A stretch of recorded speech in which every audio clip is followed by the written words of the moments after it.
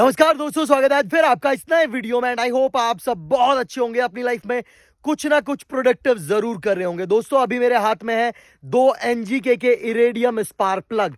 And ये दोनों ही इरेडियम spark plug Hunter के अंदर इस्तेमाल किए जाते हैं, लेकिन इसमें से एक की कीमत है लगभग 600 रुपये अलॉन्ग विद शिपिंग। अगर हम देखें तो 650 700 रुपये का पड़ जाता है ऑनलाइन कई सारी वेबसाइट पे। एंड दूसरा जो स्पार्क प्लग है उसकी कीमत है लगभग 1450 या 1500 रुपये, जिसकी अवेलेबिलिटी मार्केट में बहुत बहुत कम है। अब 1400 1500 वाले में और 600 वाले में क्या डिफरेंसेस हैं, ये आज इस वीडियो में आपको मैं बता दूंगा। एंड क्यों इरेडियम स्पार्क प्लग इंपॉर्टेंट होता है एक व्हीकल में लगाना, वो भी आपको पता लग जाएगा। क्या क्या बेनिफिट्स आपको होते हैं वो भी आपको पता लग जाएगा। और जिन भाइयों ने ये सस्ता वाला डाल लिया ना, 600 रुपये 700 रुपये वाला, ये डालने के बाद भी ना तो उनकी बाइक की परफॉर्मेंस में कोई बेहतरी देखने को मिल रही है, ना ही उनकी बाइक का माइलेज इंप्रूव हुआ है, ना ही उनकी बाइक ने मिस फायर करना बंद किया है, आइडलिंग में भी थोड़ा सा जर्कीनेस फील होती है। तो भाई आज आपको पता लग जाएगा वो क्यों होता है एंड क्या रीज़न है उसके पीछे। बाकी ये दोनों स्पार्क प्लग में से कौन सा बेस्ट है अपनी हंटर के लिए वो भी पता लग जाएगा।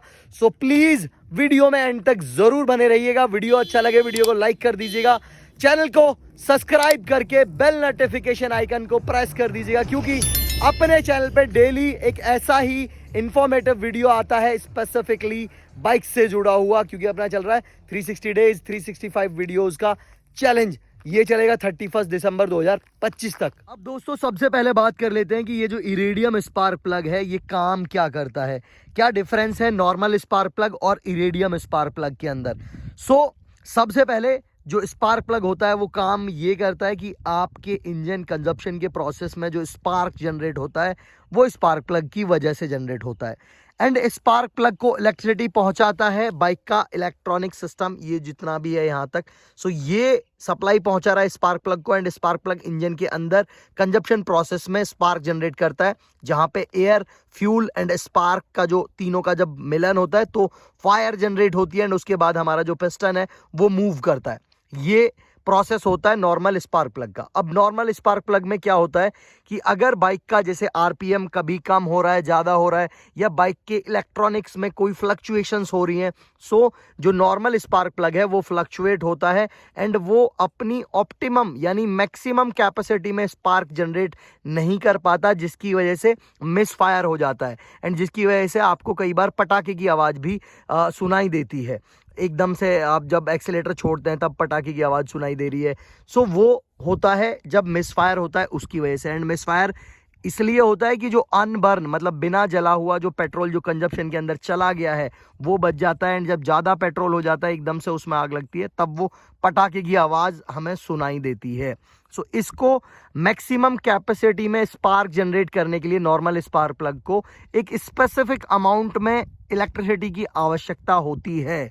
लेकिन वहीं अगर हम बात करें इरेडियम स्पार्क प्लग की, इरेडियम स्पार्क प्लग मिनिमम इलेक्ट्रिसिटी पे भी अपना मैक्सिमम आउटपुट प्रोड्यूस करता है, यानी कि मैक्सिमम स्पार्क जनरेट करता है।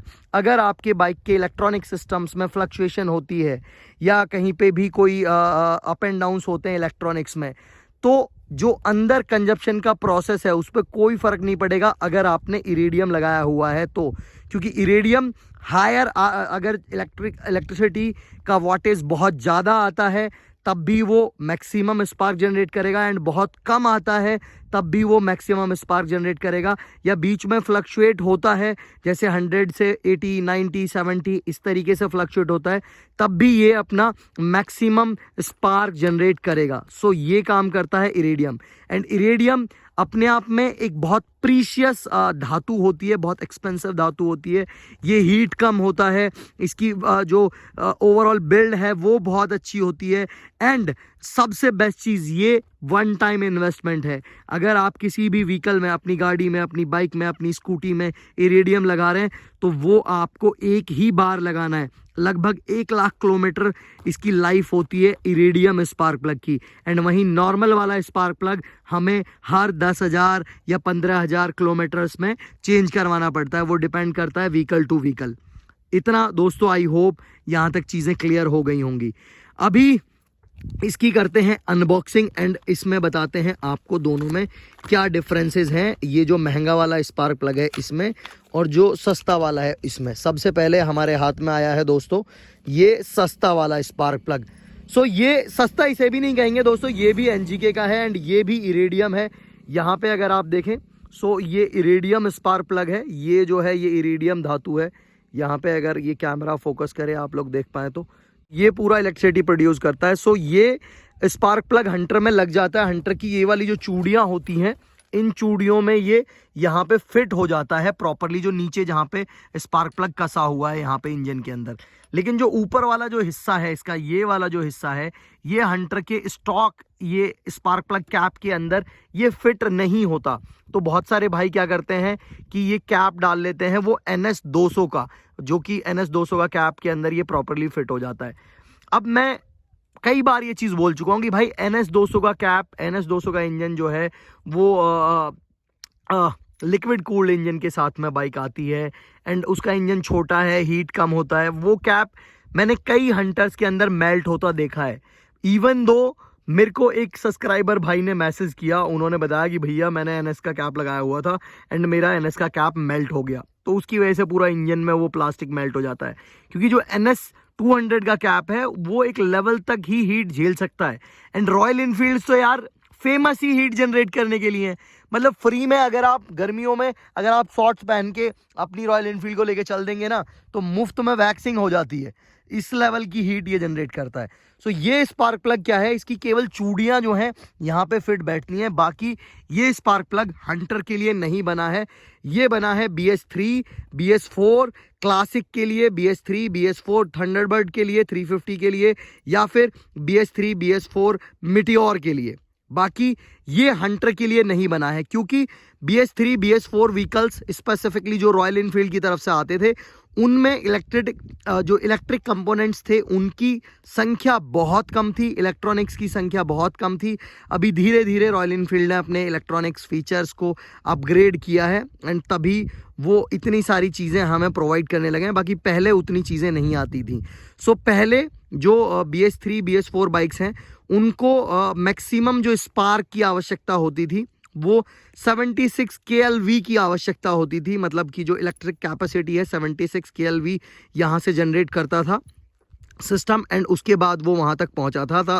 तो जो स्पार्क की जो कैपेसिटी होगी 76 KLV के हिसाब से ही होगी। लेकिन अभी ये जो हंटर है, अगर आप इसका यूज़र मैनुअल पढ़ते हैं तो इसका जो स्पार्क प्लग है उसको स्पार्क को आवश्यकता है 116 यानी कि 116 KLV वॉट के स्पार्क की इसको आवश्यकता है। तो अगर आप ये वाला स्पार्क प्लग लगा देंगे तो ये लगाने से क्या होगा कि ये लगाने से आपको मज़ा नहीं आएगा, क्योंकि ये स्पार्क प्लग आप जुगाड़ करके लगा तो देंगे बट ये आपकी बाइक की आवश्यकताओं को फुलफिल नहीं कर पाएगा। एंड इसी कारणवश ना तो आपकी बाइक का माइलेज बढ़ता है, ना आपको मज़ा आता है इरेडियम जैसा, ना आपकी बाइक मिसफायर करना बंद करती है और ना ही आपकी आइडलिंग स्मूथ होती है। सो ये इस वजह से सारी चीज़ें होती हैं। अभी इस स्पार्क प्लग को मैं क्या करता हूँ, इस डिब्बे के अंदर हम डाल देते हैं।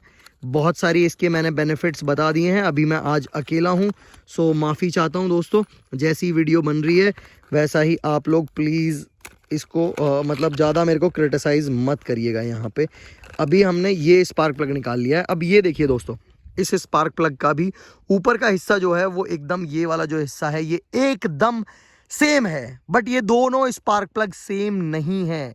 ये स्पार्क प्लग डिज़ाइंड है स्पेसिफिकली हंटर के लिए। अभी मैं आपको ये, आप यहाँ पे इसका डिज़ाइन देखिए सबसे पहले स्पार्क प्लग का।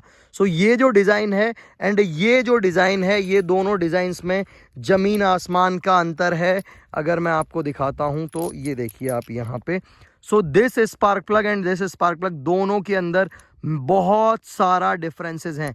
एंड ये स्पार्क प्लग 116 KLV वॉट का इलेक्ट्रिसिटी जनरेट करता है and this spark plug is specifically made for Hunter. अभी मैं आपको दिखा देता हूँ वो क्यों ये बोल रहा हूँ मैं।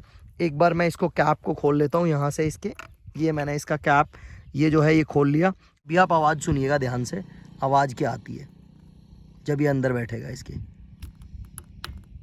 आवाज़ आई ना, कटक की, तो इसका मतलब कि ये स्टॉक इसके अंदर ये प्रॉपरली फिट हो गया है। वापस से सुनाता हूँ, ये निकाला मैंने, वापस से मैं इसको इसके अंदर लगाऊंगा तो आप सुनिएगा, आवाज़ आई,